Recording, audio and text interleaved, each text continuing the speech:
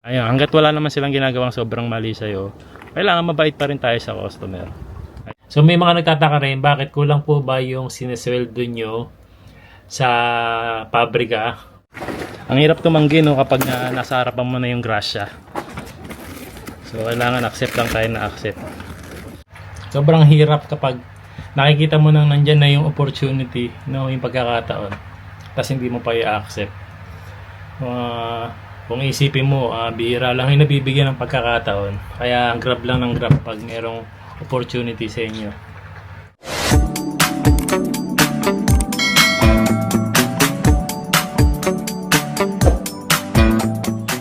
Ayan, magandang araw po. Pasensya na kayo, kagigising lang natin. Time check. Ayan, 10:03 a.m. Siguro nakailan oras ba tulog ko? 5, 6, 7, 8, 9, 10. 4 na oras na yung tulog ko. Di bali panggabi po yung trabaho ko. Yaking po kung tawagin. From 8 p.m. to 5 a.m. So nakakauwi na ako 5:30. Tapos tulog alas 6. Kadalasan gantong oras yung gising ko, 10, 11, ganyan. Bago dumating si Mama Aya ng 12. Kasi dito nga siya nagtatangalian. Umuwi kasi siya ng lunch break. At dito siya nananangalian. Kaya ang ginagawa ko, nagluluto muna ako ng kakainin niya, namin, sa tanghalian. Tapos siguro mamaya matutulog uli ako ng 1. Pagpasok uli ni Mama Aya sa trabaho. Ayun. Anyway, si Mama Aya pala nasa trabaho. NCU na tiyang naman natin naman sa Gakudo kaninang 8:30. Ayan. Summer vacation na po pala rito sa Japan. Si Kuya EG natutulog pa. Nandito ngayon sa bahay si Kuya.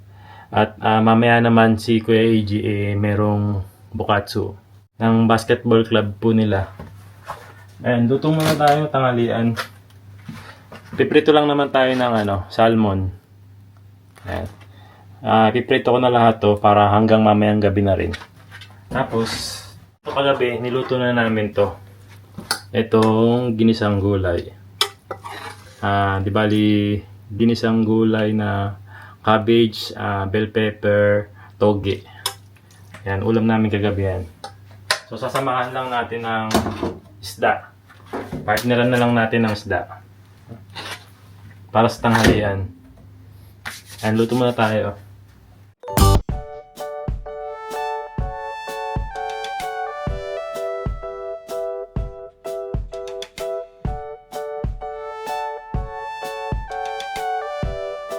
Luto na yung salmon natin.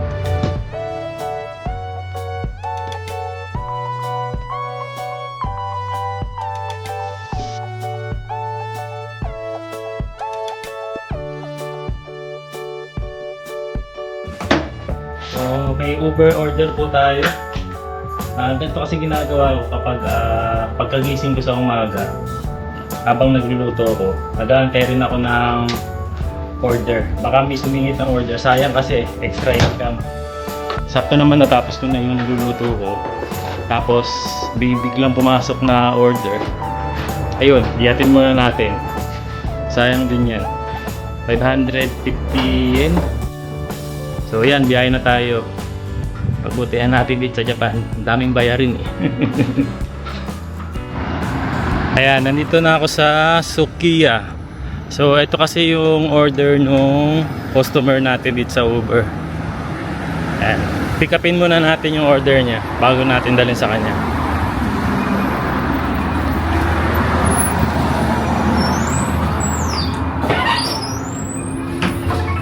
Oba desu. Ito, Ichi00 HD. 次は食事サラダとうなぎでいいですか？はい。ありがとうございます。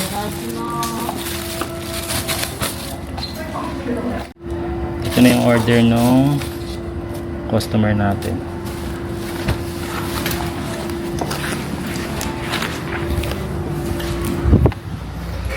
Yun. After ma-pick up, syempre, dadalhin ko na sa bahay ng customer. Biyahe na tayo. 6 minutes mula rito yung bahay ng customer.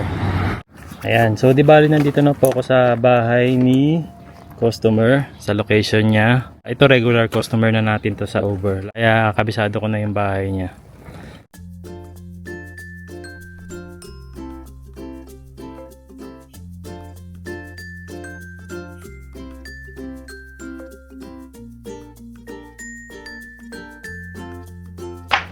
Ayan, so iniwan ko na rito sa labas ng pintuan niya kasi leave at door yung request ni customer.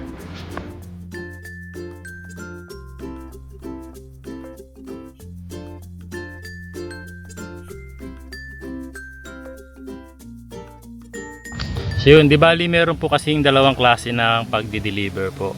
Di bali merong meet at door, meron ding leave at door. So ang pinili po kasi ni customer ngayon is leave at door. Kaya iiwan ko lang sa harapan ng pintuan nila yung order niya. Tapos pipicturean lang natin yun at isi-send sa kanya para malaman niya na dumating na yung order niya. Ayun, tapos saka na lang niya ipipick up sa harap ng pintuan niya. Ayun, minsan naman merong meet at door, kumbaga iabot mo mismo kay customer. Magdo-doorbell ka sa kanya, tapos aantay mo siyang lumabas and iabot mo mismo sa kanya. Kaya meet at door. Ayun. Minsan naman merong mga naglalagay meet at door, tapos maglalagay sila ng notes doon na leave at the front door. So malilito ka kung ano yung susundin mo doon. Kung yung pinili niyang meet at door or yung nag-notes siya ng leave at the front door.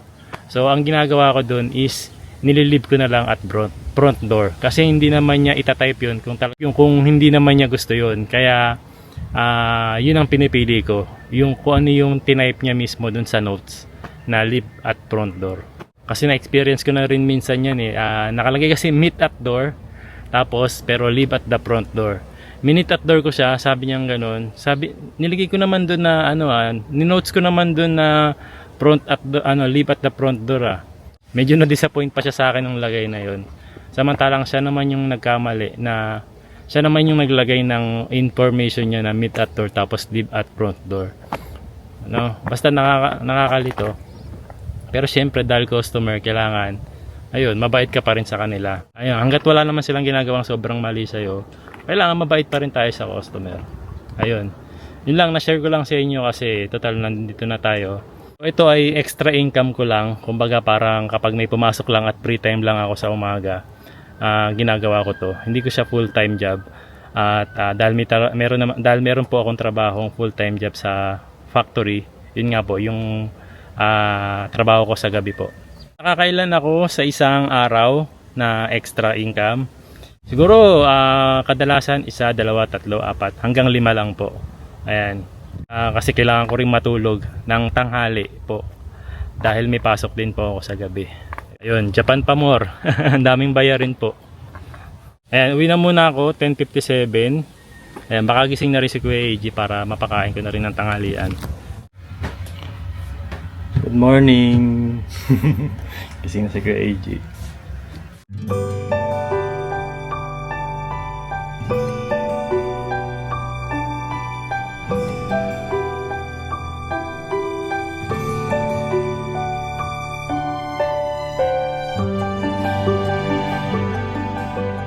Itadakimasu. Itadakimasu. Dito na si Mama Aya, lunch break. Kumusta trabaho? Ayun, trabaho pa rin. Hindi naman nagbago. Hindi nagbago. Hindi naman pahinga eh. Ang trabaho namin, hindi pahinga. Trabaho na. Kain ka na muna.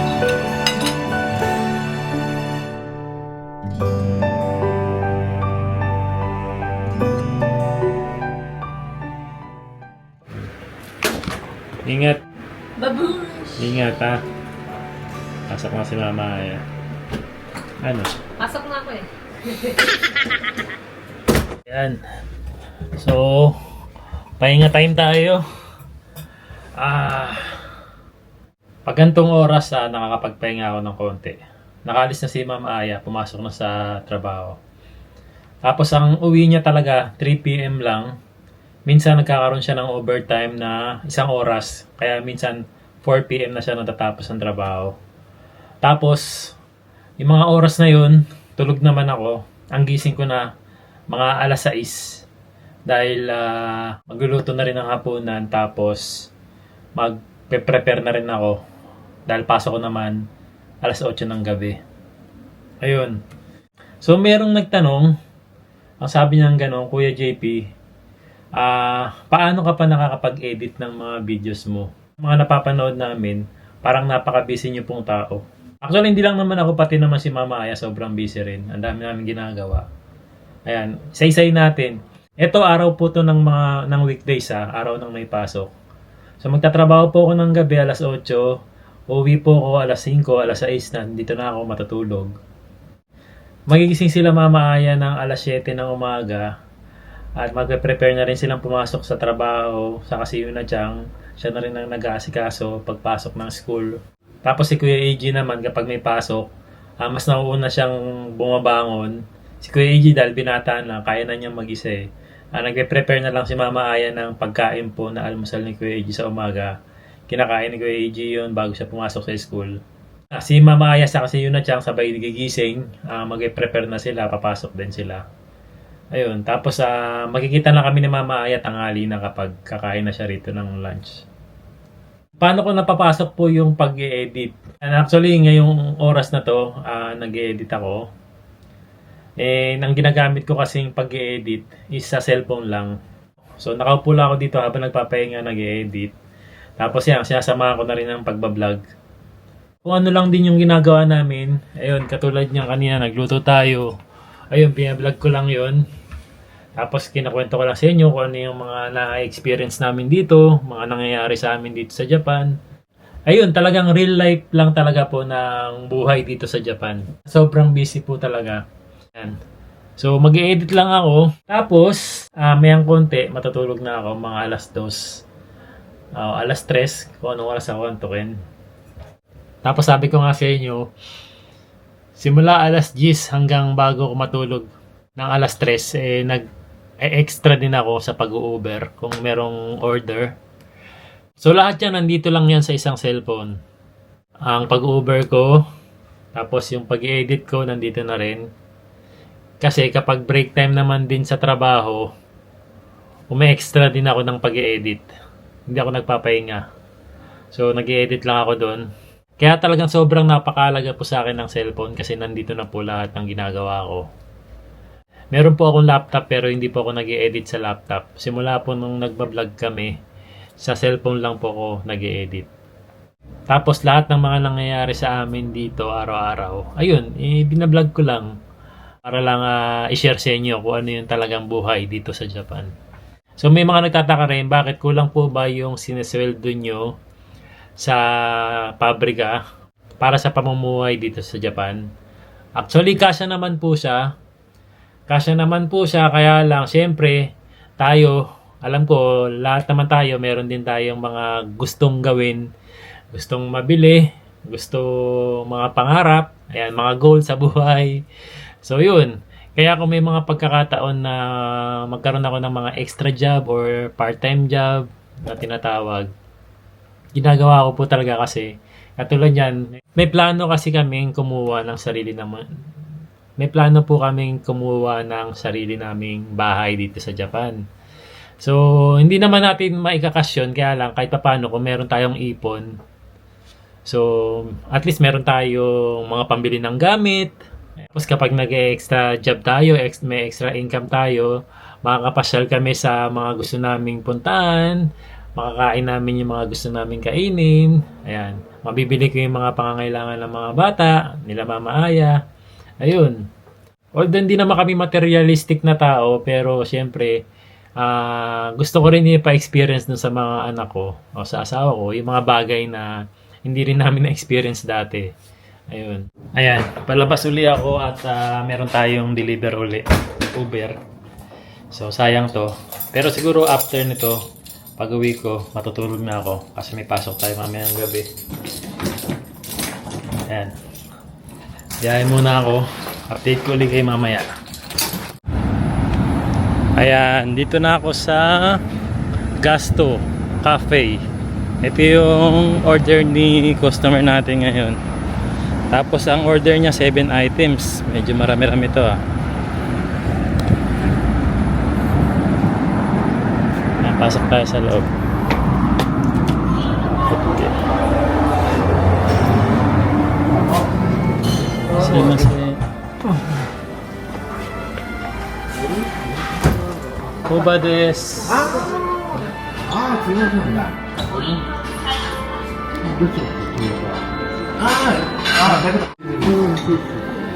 Ito, B0BF2. はい、じゃあこちらです。はい、arigatou gozaimashita. Ayan, ito na yung order ni customer.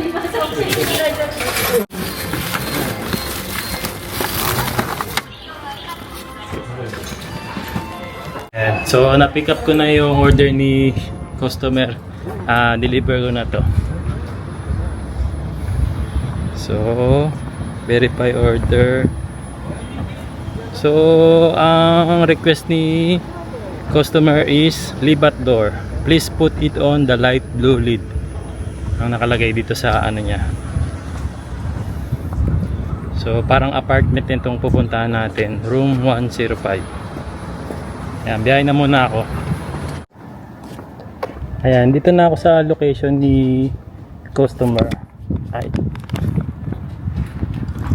So, leave at door siya pero may nakaabang sa atin. Umatas itashimashita.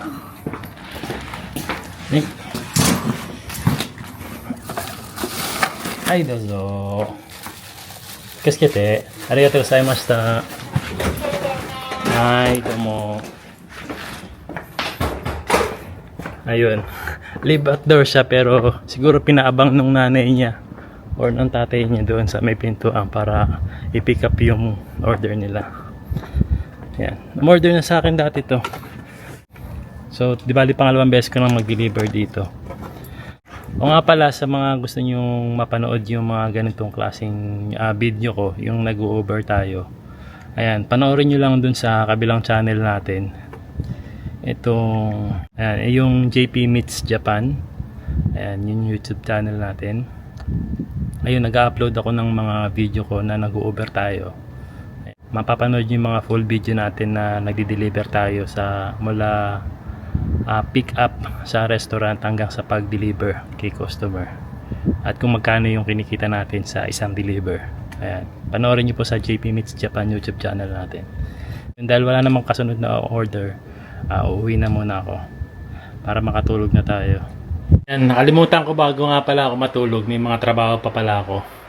Ayan, dilinisin ko muna itong, makikita nyo yan, yung ating filter dyan sa exhaust fan. Papalitan ko lang to para malinis na uli. Tapos,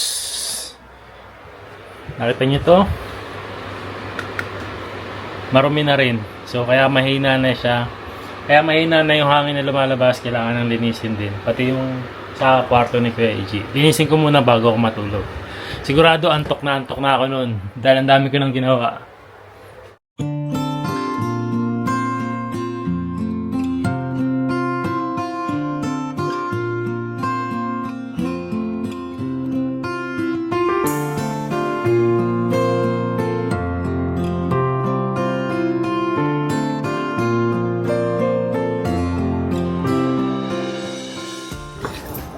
Init.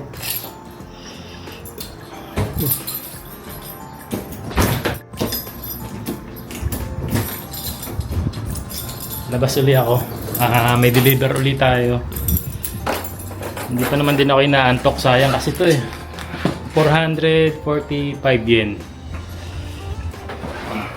Deliver lang tayo. Doon pa rin sa katulad kanina yung sa gasto. Siya yung kasi sa mga murang restaurant dito kaya marami rin talagang umu-order doon. Tapos ang deliver natin nun malapit lang dito sa amin kaya inaccept ko na rin, sayang. Yan, dito na ako sa gasto uli. Ito uli yung pick up natin. Okay, so Kuba desu. Ito AEC Nanayong. May tayo mag-express din. Hi.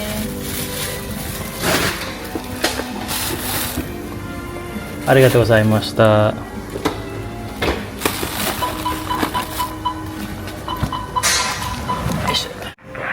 Ayan, na-pick up na natin yung order ng customer. So, dadaling ko lang to. 9 minutes mula naman dito. Tapos, leave at door din siya. It's at the very back of the right hand side when you exit the elevator. Room 506. So, ano to? Mansion type na bahay.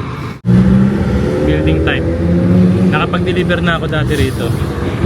Kaya alam ko na to. Ayan. Biyahe muna tayo. Ayan. So, nandito na ako sa mansion. Ayan. Ito yung location ni customer. Akit na tayo. Di bali, 5th floor kasi yun. And, buti na lang mayroong elevator dito. Kaya hindi tayo mahirapan. Kasi, minsan sa ibang customer na ganito ang tinitiran, walang elevator. Akit ka ng 5th floor, 6th floor. Nakakapagod. Pero buti dito may elevator. Yan, 5th floor.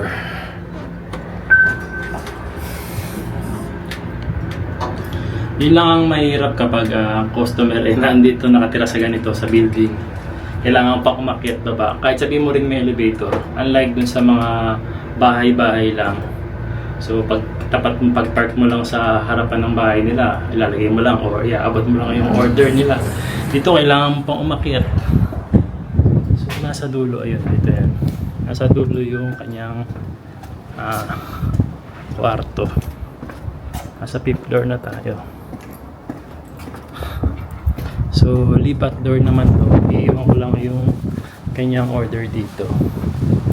Ayan. So, iwan ko lang dito yan. Siyempre, huwag na natin itapat sa araw kasi sumakit ang tiyan niya. Ilayo natin ng konti. Ayan. Tapos, pipicturean lang natin yan at isasend sa kanya na dumating na yung kanyang order. Ayan. May application naman si Uber na pipicturean mo talaga siya. Tatapat mo lang doon sa pinto niya. Tapos sisend na yan. Mag-notify na sa kanya na dumating na yung kanyang order. Ayun. Okay. Success. So yun, na-deliver ko na yung kanyang order. Kukunin na lang ni customer yun sa loob. Kukunin na lang ni customer yung order niya doon sa harap. Kasi mag-notify nga naman sa kanya yun. Time check. Ayan, 3:18. So tulog ako 3:30. Gising ako ng 6. So meron pa akong 2.5 na tulog. Ayan, pwede na yun. Ayaw ata talaga akong pauwiin. Tumunog na naman, may order. Pero malapit lang naman. Saka, ang yung way naman ito, pauwi naman. Kaya kinuha ko na. Sayang din. So yun. Magkano yun? 184 yen. Sayang din yan. Okay. Deliver ko muna ito, tapos uwi na talaga ako. Ang hirap tumanggi, no, kapag nasa harapan mo na yung grasya. So, kailangan accept lang tayo na accept. Ang next pick up natin ay dito sa KFC. Yan yung order ni customer natin ngayon. So pick upin muna natin. Okay. 3 items. Pick up tayo. Nichiwa. Eto, Efu Hachi-san 01. Gozaimasu.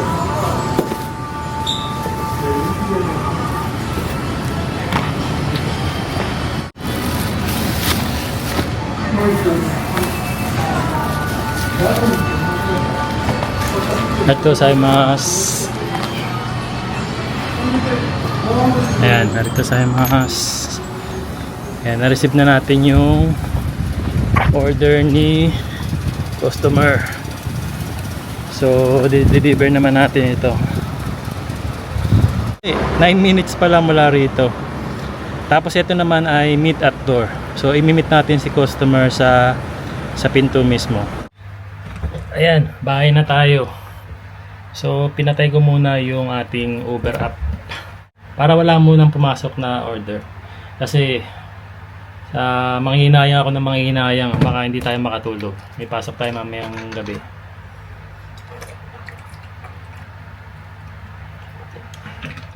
Sobrang hirap kapag nakikita mo nang nandyan na yung opportunity, no, yung pagkakataon, tapos hindi mo pa i-accept. Kung isipin mo, bihira lang yung nabibigyan ng pagkakataon. Kaya grab lang ng grab pag merong opportunity sa inyo. Kasi hindi natin masasabi, malay mo yung opportunity na yun, yung pala yung magpapaginhawa sa'yo, yung pala yung magpapasaya sa'yo, di ba? Kaya, pero syempre dahil nga may pasok ako mamayang gabi, hinto ko muna yung opportunity. Minsan isipin din natin yung kalusugan natin, di ba? Minsan i-consider din natin yung ibang bagay na meron tayo. Pahinga lang ako konti, tapos bago ako mahiga. Mahirap yung sobrang pagod ka tapos bigla ka mahiga. Baka magdire-diretso. Actually, alam niyo po, simula nung nag-Uber drive ako, Uber delivery man, na-realize ko tuloy lalo. Sobrang nakakabilib yung mga kababayan natin sa Pilipinas na nagagantong trabaho din. Katulad ng Grab ba yun? Or Panda. Alam ko marami pang ibang company ng food delivery sa atin sa Pilipinas eh. Or kung ano man, mga package delivery. Shopee delivery. Lazada delivery. No? Nakakabilib. Kasi sa atin, sobrang init ng panahon. 365 days.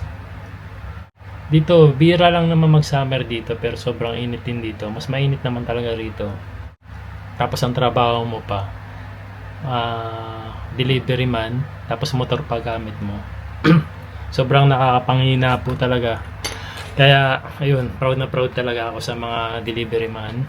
Kahit sabihin mo nakasasakyan sila or nakamotor sila, nakakapagod po. At alam naman po natin na yung pagdadrive po is kalahati po ng buhay natin ang nakataya kasi nasa kalsada po tayo eh. Hindi natin alam yung mga pwedeng mangyari kapag nagdadrive tayo or nasa kalsada tayo. Kaya saludo talaga ako sa inyo. And sa mga customer naman po, ayan, if ever na may delivery sa inyo or may orders kayo, ayan, kahit simpleng salamat po, thank you po. Ayan, ingat po kayo. Konting ganong salita lang sa mga ating delivery man. Sobrang nakakagaang ng loob yun. At lalo nilang sisipagan, no? Tapos, kung meron tayong sobra, ayan, bigyan natin sila ng konting tip. Malaking tulong yun. Yung konting tip lang, malaking tulong na yun sa mga delivery man. Malaking bagay na po yun. At sobrang ma-appreciate na rin nila yun. Kasi sa tingin nyo, pag pinagsama-sama yung tip na yun ng bawat customer, sobrang laking tulong na yun, lalo na kung pamilyadong tao yung delivery man na yun. No, malaking tulong para sa pamilya niya. Ayun, pasalamat tayo, tapos ayan, bigyan natin ng konting tip man lang kung meron tayong sobra. Ayun, basta saludo talaga ako sa inyong lahat. Anyway, so yun, update ko na lang kay mamaya pag gising ko kasi tutuloy pa natin tong vlog. Okay, matutulog muna at least 2 hours, 3 hours. Ayan, time check 6 PM, kagising ko lang. And nandito na sila Yuna-chan saka si Mama Aya. Hi baby. Daijoubu po? ね、これ本当はね、ネイル本当はあれ、取れちゃったじゃん。でもこれね、ママが買ってくれたの。テープ。 Para saan? ここ、ほら、ここにくっついてるの。さっきほら。 Gusto mo na rin ng nail?